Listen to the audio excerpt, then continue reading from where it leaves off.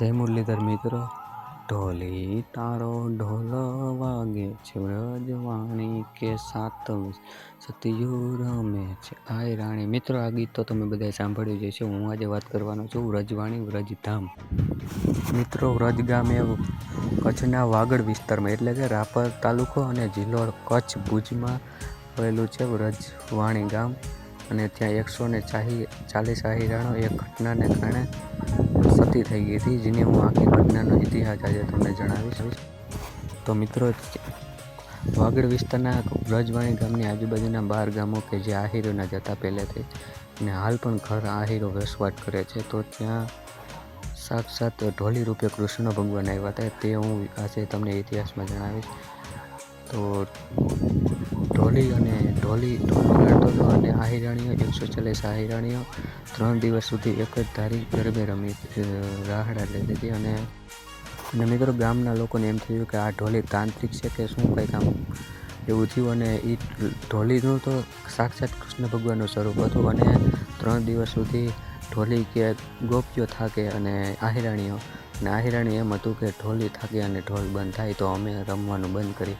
તો એવું એક ધારું 3 દિવસ ચાલ્યું. અને ત્યાંના લોકો યુવાનો લોકો ત્યાં ગયા ને એમાંથી એક યુવાને જે ઢોલી હતો એનું મસ્તક કાપી નાખ્યું. તો પણ ઢોલીનો ઢોલ ચાલુ રહ્યો. અને ઢોલીનો ઢોલ જેવો જ બંધ થયો એવી 140 આહિરાણીઓ ધરતીમાં સમાઈ ગઈ. અને હાલ પણ ત્યાં 140 આહિરાણીઓ છે. અને ઢોલી જ્યાં ઢોલીનું આમ કહેવાય ને કે દેવ ત્યાં ગયો, ત્યાંનું પણ હજી છે જે કાંઈ એનું. અને ત્યાં પણ હજી એક પથ્થર એવો છે કે જ્યાં તમે માણસો કોઈ પણ જાય તો એને આમ કહેવાય ને કે હજી પણ એ અવાજ આવે છે ઢોલનો. અને ત્યાં રહેવા જમવાની ખાસ બધી સુવિધા છે. 24 કલાક જમવાનું ચાલુ હોય છે. રહેવાની બધી યાત્રાળુઓને સુવિધા છે, રૂમ બૂમ બધું છે. અને એક પણ લેવામાં આવતો નથી. ત્યાંના મેનેજર તો વસ્તાભાઈ આહિર છે, લગભગ વસ્તાભાઈ આહિર જ છે આ લગભગ. અને આ છે કચ્છનો ઇતિહાસ. વાગડ વ્રજવાણી ધામમાં આવેલું છે આ વ્રજ ગામ છે. ને આવું બધું છે. બહુ મજા આવે ત્યાં એકવાર વિઝિટ અમે તો બહુ મજા આવે. આવો કંઈક ઇતિહાસ છે. કૃષ્ણ ભગવાન ખુદ ત્યાં ઢોલીનું રૂપ લઈને આવ્યા હતા. તો તમે પણ એક ફેરે વિઝિટ કરજો, બહુ મજા આવે એવું ધામ છે.